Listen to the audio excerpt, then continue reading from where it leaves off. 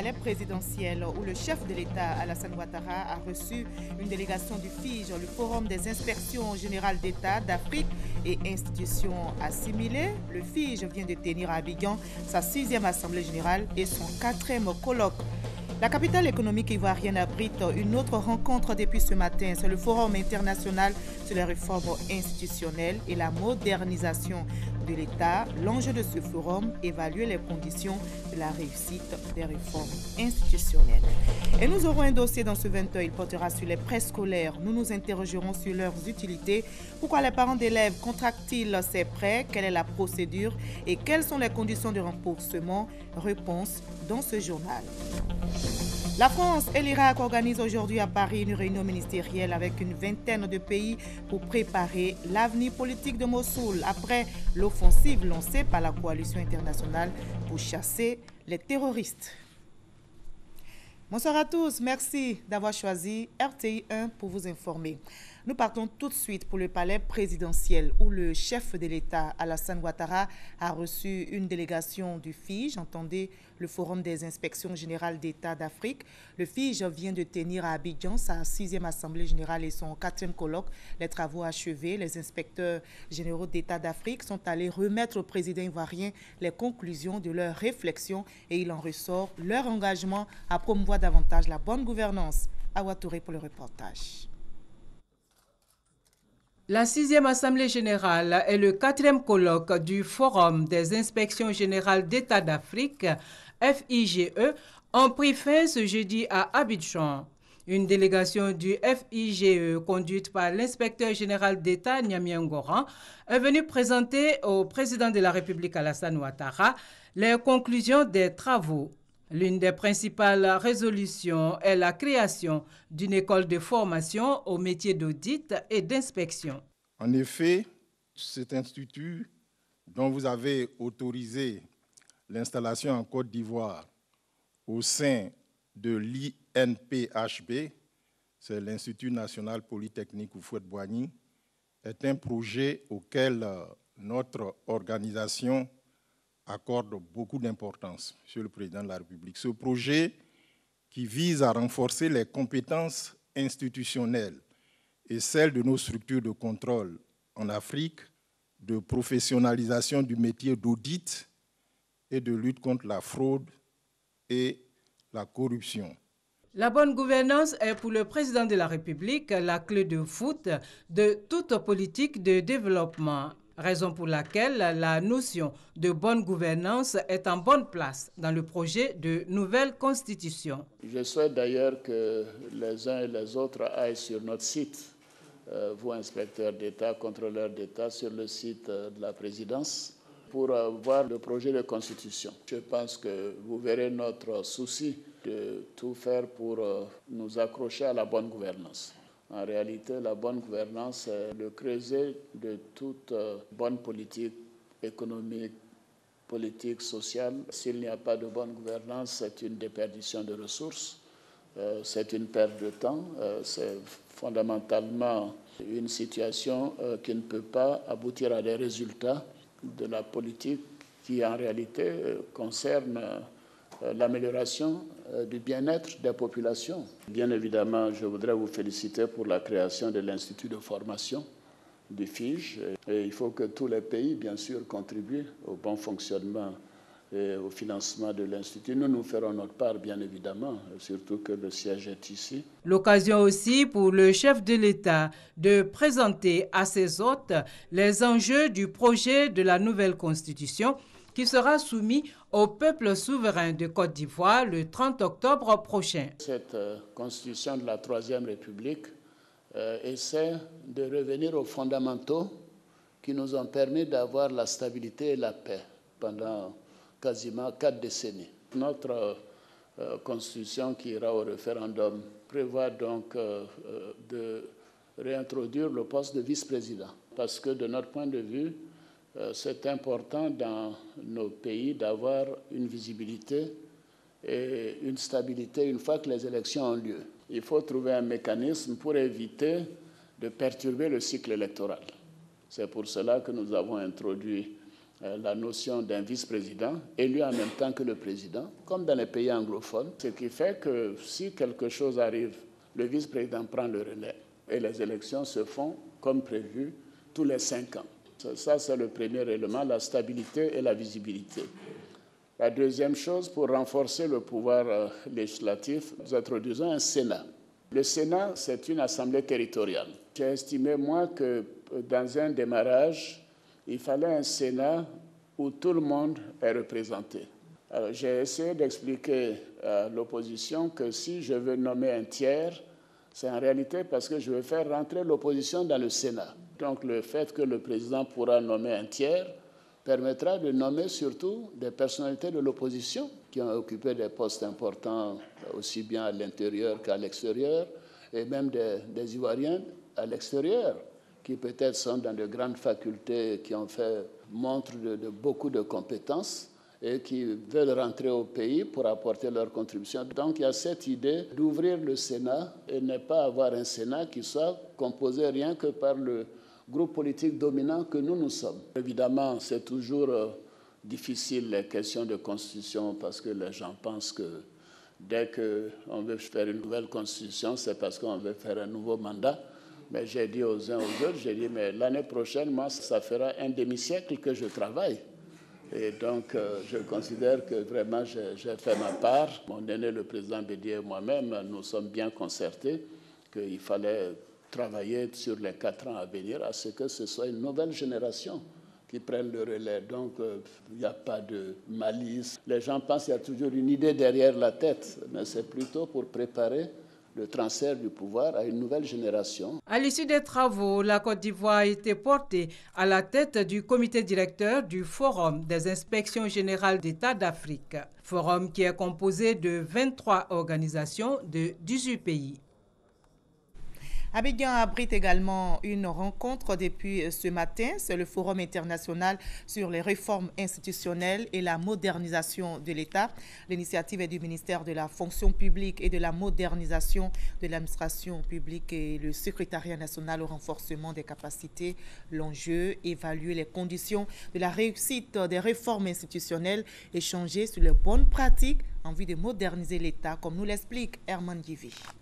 L'administration publique marque une pause et s'interroge sur les réformes institutionnelles engagées et sur la qualité de son service.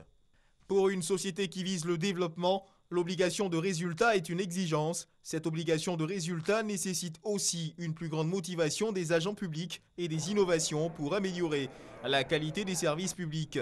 Ces mots sont de Babacar Cissé, représentant résident du Programme des Nations Unies pour le développement en Côte d'Ivoire. Des mots qui décrivent la volonté affichée par le ministère de la fonction publique et de la modernisation, améliorer la qualité du service pour mieux répondre aux exigences du public. Aujourd'hui, les tendances à travers le monde montrent que dans le 3e millénaire, l'intelligence et le savoir seront la principale source de richesse économique des personnes, des collectivités et des entreprises.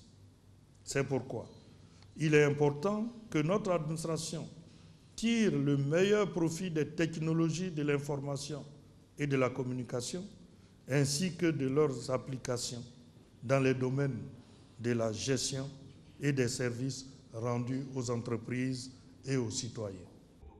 Pour le Premier ministre Daniel Kablan-Duncan, une économie prospère ne peut se construire sans une administration tout aussi efficace. Pour la mise en œuvre du plan national 2016-2020, dont l'objectif final est, vous le savez, de hisser la Côte d'Ivoire au rang de pays émergent, il est fondamental d'accélérer les réformes institutionnelles et structurelles, mais aussi d'approfondir et de réformer les enjeux de la modernisation de l'État. Transparence, décentralisation et développement local, intelligence stratégique et stratégie nationale de renforcement de capacités, toutes les thématiques de base y seront abordées. Le ministère de la fonction publique et de la modernisation de l'administration compte bien se donner les moyens de prendre part à cette course vers l'émergence à l'horizon 2020. Fédérer les énergies et investissements autour du programme d'aménagement et de gestion intégrée du bassin versant du Gourou. Voilà le mobile de la table ronde des bailleurs de fonds ouvert aujourd'hui à la primature. Après le programme d'urgence financé par le Fonds africain pour le développement en vue d'éviter les inondations dans le bassin lors des fortes pluies, l'heure est à la mise en œuvre de solutions durables étendues sur tout le bassin, nécessitant donc un programme d'investissement à court, moyen et long terme. On en arrive maintenant à ce qui concentre l'actualité politique en Côte d'Ivoire. C'est le projet de nouvelle constitution et on en parle dans la Troisième République en question.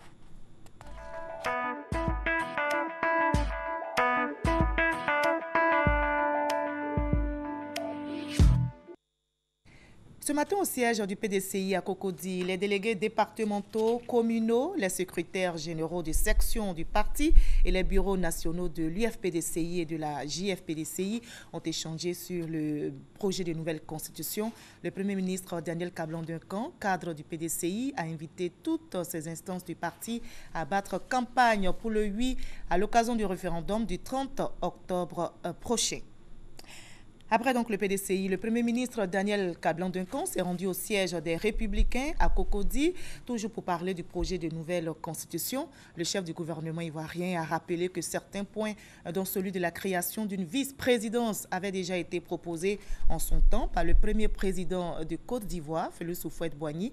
Il s'est aussi prononcé sur la promotion des femmes et des jeunes, mais surtout l'acquisition de la parité qui sont pris en compte dans la réforme constitutionnelle. Des partis de l'opposition regroupés au sein du Front du Refus ont organisé une marche ce matin pour protester contre le projet de nouvelle constitution. Cette marche n'était pas autorisée selon les responsables de la police. Les manifestants ont donc été dispersés et des leaders du Front du Refus ont été interpellés puis relâchés. Ils se sont retrouvés, comme vous le voyez, cet après-midi au siège du parti leader Liberté et Démocratie pour la République afin d'échanger avec leurs militants. Le référendum, je rappelle, est prévu le 30 octobre prochain. Les forces de sécurité et de défense se préparent pour la sécurisation de ce scrutin. Une opération sera donc lancée à Grand-Bassam.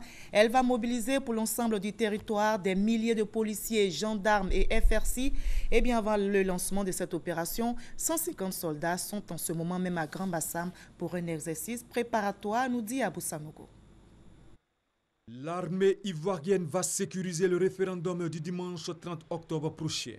Un contingent de forces de sécurité et de défense fort de 150 éléments, issus des forces républicaines de Côte d'Ivoire, de la gendarmerie et de la police nationale, séjourne depuis quelques jours à Grand-Bassam dans le cadre d'un exercice préparatoire portant sur la sécurisation du référendum. Exercice qui vise à garantir la quiétude au cours du scrutin, aux votants et dans les bureaux de vote. Cet exercice préparatoire du plan de sécurisation du référendum, qui se tient sur 3 jours, a été marqué par 3 activités majeures, notamment le débriefing, l'installation d'un réseau de transmission et la reconnaissance des lieux de vote par les éléments. Pour rappel, ce sont au total 12 000 policiers et 12 000 gendarmes qui seront déployés sur l'ensemble du territoire national pour la sécurisation du référendum. La sensibilisation continue donc pour une participation au référendum. Le ministre Aoussou Kouadio-Jano, Mamadou Touré, tous cadres du RHDP et les rois et chefs traditionnels ont échangé avec les populations sur ce projet de nouvelle constitution. On fait le point avec nos différents reporters. Les grands axes du projet de loi portant constitution expliqués par le ministre d'État Jano Aoussou Kouadio aux membres du bureau politique du RDR qui ont effectué nombreux déplacements au siège de leur parti. La procédure d'élaboration de la nouvelle constitution et ses innovations majeures passées au peigne fin. La nouvelle constitution vient pour renforcer la démocratie parce qu'elle nous donne des institutions nouvelles, des institutions fortes, afin de mettre la Côte d'Ivoire au diapason des pays modernes. Nous sommes convaincus que cette constitution touche l'ensemble des partis membres du RHDP et aussi cette constitution permettra de renforcer l'union, l'unité, le rassemblement des Ivoiriens. Les membres du bureau politique du RDR ont été invités à investir le terrain en vue de sensibiliser la population sur les enjeux de la nouvelle constitution. Le son de cloche de la Chambre des rois et chefs traditionnels appelle au regroupement autour de la nouvelle constitution. Cette nouvelle constitution pose les fondements d'une Côte d'Ivoire stable, de paix, de cohésion sociale et de développement durable. Il nous faut aller tous aux urnes pour un oui massif. En règle générale, le chef traditionnel n'a pas le droit d'afficher son appartenance politique. Si les autorités coutumières descendent dans l'arène politique cette fois-ci, selon les mots du président de la Chambre, c'est bien parce qu'il s'agira de voter pour ou refuser les fondations d'une nouvelle maison nationale le 30 octobre prochain. À force 2015, la Fédération des organisations républicaines pour la cohésion et l'émergence en campagne pour le vote en faveur du oui pour la nouvelle constitution. À Bongo, dans le département de Grand Bassam, le président de la Force 2015, Charles Niaouré, a expliqué aux populations les enjeux de la nouvelle constitution. Pour nous, il ne s'agit pas maintenant de tergiverser sur la nationalité, il s'agit pour nous de nous mettre ensemble pour bâtir une Côte d'Ivoire moderne, une Côte d'Ivoire prospère, et cela doit se faire avec tous les enfants de ce pays. Nous aussi avons besoin de développement. Je pense que nous serons au rendez-vous du oui et nous allons faire le carton. Saisissant l'occasion, le président de la Force 2015, Charles Niaouré, a procédé à l'installation de la coordination Force 2015 de Bongo. Afin de comprendre exactement les réformes contenues dans la nouvelle constitution et la place qui est accordée aux jeunes, de Yopougon, c'est Mamadou Touré, le conseiller chargé de la jeunesse à la présidence de la République, que les jeunes ont invité. Pour la première fois en Côte d'Ivoire, la constitution intègre donc un dispositif qui accorde des droits aux jeunes. Aujourd'hui, les jeunes ont un droit constitutionnel opposable à l'État et aux collectivités. Mamadou Touré s'est aussi exprimé sur le choix de la CEI d'opter pour 2 bulletins lors du scrutin référendaire. Un choix décrié par l'opposition. En tant que citoyen, ce que je peux dire, c'est que pour les présidentielles, les législatives et autres, il était facile d'aller un bulletin unique parce qu'on avait les cycles des partis politiques, on avait des photos. Pour nos parents qui sont en majorité en milieu rural et analphabètes, mettre le oui et le non, pour des gens qui ne savent pas lire, je ne sais pas comment ils vont distinguer. La CEI, qui est la commission en charge de gérer les élections, qui est totalement indépendante, regardera ce qui est mieux pour que les scrutins se passent dans le calme, mais surtout dans la sincérité et dans la crédibilité. Nous sommes prêts. L'Alliance nationale des transporteurs et conducteurs routiers RHDP dit oui au projet de loi de la nouvelle constitution et entend le démontrer dans les urnes. Nous pensons que tout ce qui a trait à la vie de notre pays, tout ce qui a trait à la stabilité de notre pays engage le monde du transport dans toute sa composante. Comme un seul homme, nous avons décidé de nous réunir pour donner notre position et c'est ce que nous faisons ce matin.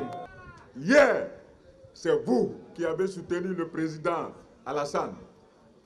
Aujourd'hui, c'est vous qui êtes là encore pour dire que quand Alassane parle, le secteur des transports exécute.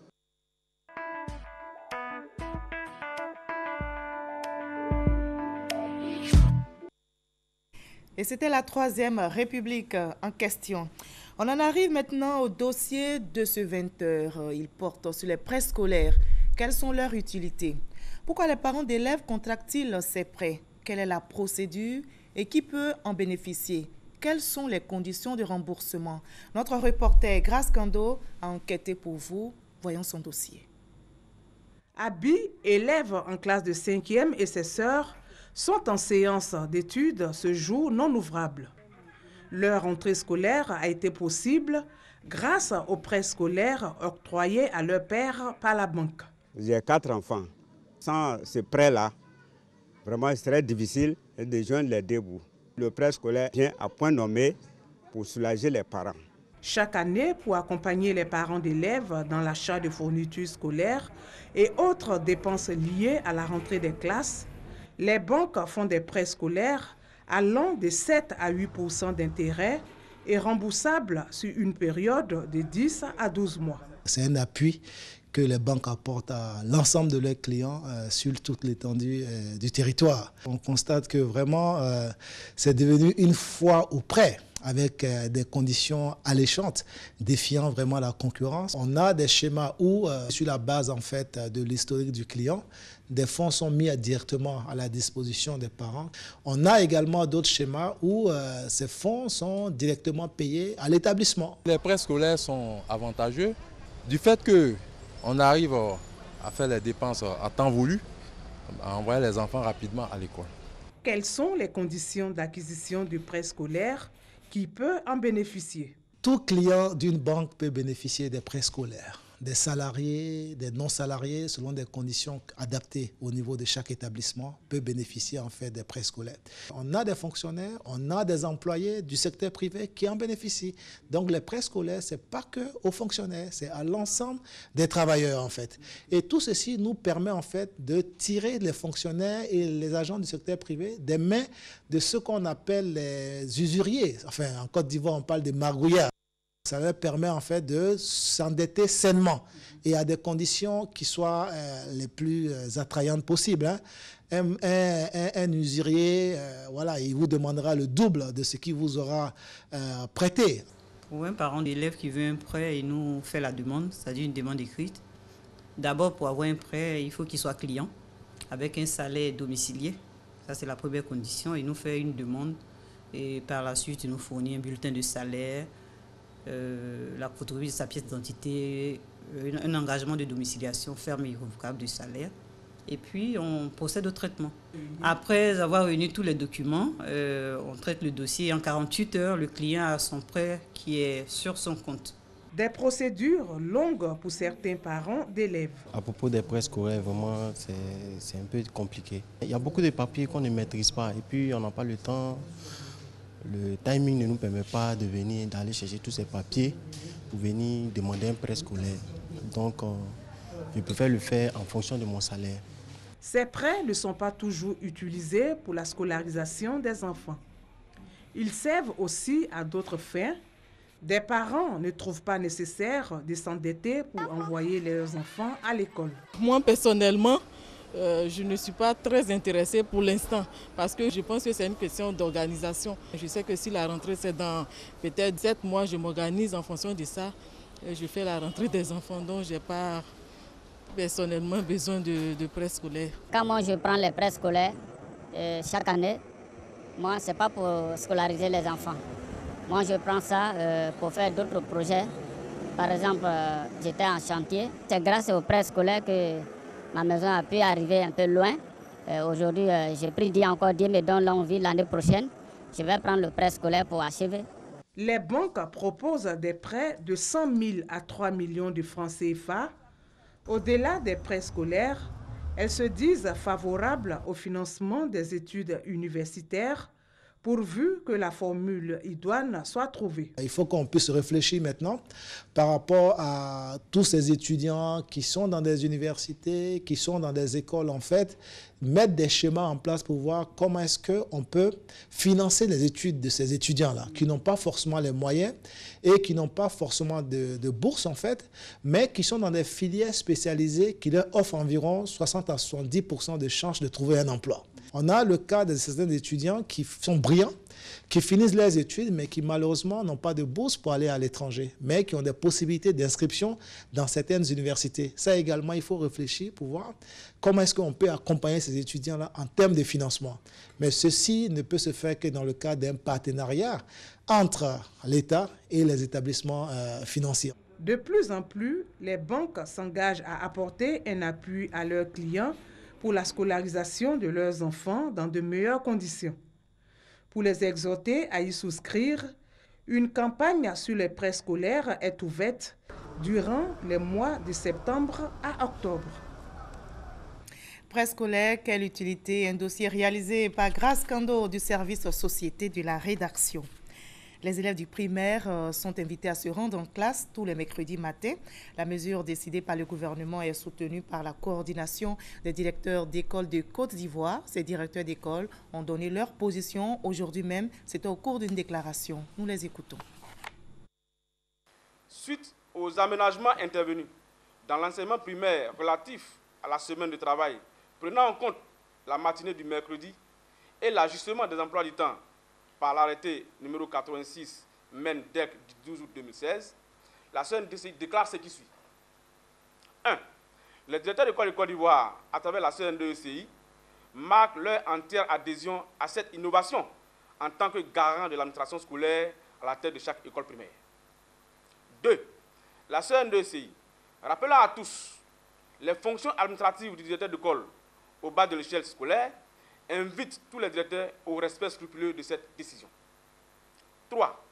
La coordination indique, à toutes fins utiles, qu'elle reste disposée à tous les échanges avec les autorités hiérarchiques et les partenaires de notre système éducatif. 4. La coordination nationale des directeurs d'école de Côte d'Ivoire invite en outre tous les directeurs d'école à se référer à leur organisation pour toute question relevant de leurs fonctions. Au chapitre économie, à présent, les institutions financières veulent relever le taux d'accès aux services financiers. Elles visent notamment les populations visant dans les zones rurales, les personnes à faible revenu financier, les femmes, les jeunes et les PME dans l'espace de l'UEMOA. Mais comment y arriver? Voyons les éléments de réponse avec Noël Niagno. Les banques et établissements financiers, le taux d'accès à ces structures financières où taux de bancarisation est passé de 7% en 2007 à 15% en 2014 dans l'espace UEMOA, Union économique et monétaire ouest-africaine. Quand ce taux prend en compte la monnaie électronique et la microfinance, on enregistre sur la même période une évolution significative. 16% en 2007, il est passé à 61% en 2014. Malgré ces avancées, la zone UEMOA, Union économique et monétaire ouest-africaine, reste celle où la proportion d'adultes possédant un compte bancaire est la plus faible au monde. Conscients des enjeux de l'inclusion financière sur le développement de notre sous-région, les autorités monétaires de l'UEMOA ont mis en œuvre ces dernières années des réformes visant à instaurer un cadre propice à l'exercice de l'activité bancaire et financière et à la promotion de l'inclusion financière. Une stratégie régionale d'inclusion financière, c'est-à-dire l'offre de services financiers et bancaires de base à faible coût pour les consommateurs en difficulté et exclus des services traditionnels, a été élaborée. Le document cadre adopté en juin 2016 reste maintenant le déploiement de la stratégie régionale. Depuis ce mardi, c'est chose faite. Traduire cette stratégie dans le quotidien des consommateurs est le dernier obstacle à surmonter après cette rencontre pour que l'inclusion financière devienne une réalité dans la zone UEMOA, avec pour objectif porter le taux de bancarisation à 75% dans 5 ans. On s'intéresse à la lutte contre le paludisme qui s'accentue en Côte d'Ivoire. Le programme national de lutte contre le paludisme, soutenu par le ministère de la Santé et de l'Hygiène publique, a trouvé sa stratégie: détruire tous les nids de moustiques appelés encore gîtes lavaires. L'opération va démarrer bientôt à Abidjan Sud. Mais comment identifier les gîtes lavaires? Comment va se dérouler cette campagne? Delphine Gla nous explique. Ce n'est pas un dépotoir, c'est un caniveau. Un caniveau à proximité des habitations. En plus des mauvaises odeurs qu'il propage, il est un véritable danger public. Nous sommes responsables de la multiplication des moustiques chez nous. Parce que quand nous avons une boîte de conserve devant notre maison avec de l'eau, on pense que c'est quelque chose qui ne sert à rien, ça ne nous sert pas. Mais nous sommes en danger avec les boîtes de conserve remplies d'eau. C'est un lieu dans lequel le moustique va pondre les œufs. Et ces œufs-là vont devenir des moustiques plus tard. Même le pot de fleurs que nous avons dans notre maison, que nous arrosons chaque matin, il y a de l'eau dans ces pots de fleurs. Et dans ces pots de fleurs-là, ce lieu devient aussi un lieu de reproduction des moustiques. Donc nous-mêmes, nous sommes responsables de la multiplication des moustiques. Retenue d'eau sale, boîtes de conserve, vieilles bouteilles et pneus usés, tous des sources du paludisme. Malheureusement, on peut en compter des centaines, voire des milliers dans la seule ville d'Abidjan. Avec la campagne de démoustication, le ministère de la Santé, à travers le PNLP, le Programme national de lutte contre le paludisme, entend s'attaquer à la racine de ce problème de santé publique. La reconnaissance et la destruction des gîtes larvaires. Cela va nous permettre d'éliminer les enfants de moustiques, si on peut s'exprimer ainsi. Donc, ça dit ces larves-là, on va les empêcher de devenir des moustiques adultes. Et donc, une fois qu'on fait la destruction physique des gîtes larvaires et qu'on l'a fait reconnaître à cette population, ces gîtes larvaires, nous allons compléter cette activité par la fumigation. S'attaquer à la racine du mal, mais avec l'implication des populations. D'où cette cérémonie d'information et de sensibilisation des leaders communautaires ici dans la commune de Makori. En Côte d'Ivoire, sur 100 personnes qui se rendent à l'hôpital, 43 y vont à cause du paludisme. Voilà tout l'enjeu de cette campagne de démoustication lancée depuis le 18 octobre et qui prendra fin le 29 novembre. Pour cette année, ce sont les communes de Makori, de Port-Boué, de Koumassi et de Trècheville qui sont concernées. Attention à une autre maladie, le cancer qui tue aussi. Plus de 500 000 femmes meurent du cancer du sein chaque année dans le monde selon l'OMS. En Côte d'Ivoire, plus de 1200 femmes perdent la vie sur plus de 2000 cas diagnostiqués. Le cancer du sein est appelé tueur silencieux. C'est un problème de santé publique. La lutte doit donc se renforcer. Ce mois d'octobre est décrété donc mois de la lutte contre le cancer du sein. On parle d'octobre rose, une période pour accentuer la sensibilisation, nous explique Konaté Moussa. Le cancer du sein, un mal qui semble se dresser contre la gente féminine. L'Organisation mondiale de la santé, OMS, dénombre plus de 500 000 décès de femmes chaque année. En Côte d'Ivoire, plus de 1200 femmes ont perdu la vie en 2015, victimes du cancer du sein. La maladie touche aussi les hommes, mais avec un faible taux de moins de 1%. Un véritable problème de santé publique qui s'enracine de plus en plus. Selon les spécialistes, plus le cancer est détecté tôt, les chances de guérison existent. C'est pourquoi l'autopalpation est conseillée chaque mois, le 5e et le 6e jour, après les menstrues dès l'âge de 20 ans. Pour les femmes ménopausées, cet auto-examen doit être effectué tous les premiers du mois. L'examen de mammographie est recommandé aux femmes de plus de 45 ans. En Côte d'Ivoire, le combat contre le mal connaît des avancées. Le pays dispose désormais d'une unité de sénologie au sein du CHU de Trècheville, premier centre public de traitement du cancer du sein, ouvert depuis septembre 2015. Malgré tout, l'ombre inquiétante plane toujours sur les populations. Partout dans le monde, la mobilisation s'accentue. Le mois d'octobre est décrété mois de la lutte contre le cancer du sein. Un combat symbolisé par la couleur rose, d'où l'appellation Octobre Rose. L'initiative bénéficie de l'adhésion de tous les acteurs de divers domaines d'activité, artistes, journalistes, sportifs, politiques. Tous mettent le couvert rose pour exprimer leur solidarité à la lutte et contribuer à la sensibilisation. Non donc au cancer. Nous partons maintenant pour l'Autriche où la ministre de la Solidarité, de la Cohésion sociale et de l'indemnisation des victimes participe à la 8e session de la conférence des parties à la Convention des Nations Unies contre la criminalité transnationale. La ministre qui est allée présenter les plans d'action et mesures de lutte contre le phénomène en Côte d'Ivoire, nous dit Hamza Diaby. Maria Toukone à la tribune de la 8e session de la conférence des parties de la Convention des Nations Unies contre la criminalité transnationale en Autriche. Pour la ministre de la Solidarité, de la Cohésion sociale et de l'indemnisation des victimes, la question des droits de l'homme et la lutte contre la criminalité et celle transnationale est une priorité pour le gouvernement. Face à ces défis, plusieurs mesures sont prises par la Côte d'Ivoire. La ratification de la Convention sur la criminalité organisée et l'adhésion au protocole visant à prévenir, réprimer et punir la traite des personnes. L'adoption le 30 septembre 2010 de la loi portant interdiction de la traite des pires formes de travail des enfants.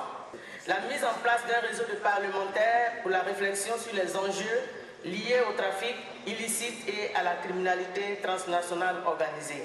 À cette rencontre internationale, la Côte d'Ivoire a souscrit à la déclaration faite par le groupe des 77 plus la Chine, ainsi que celle faite par le groupe africain lié à ce phénomène.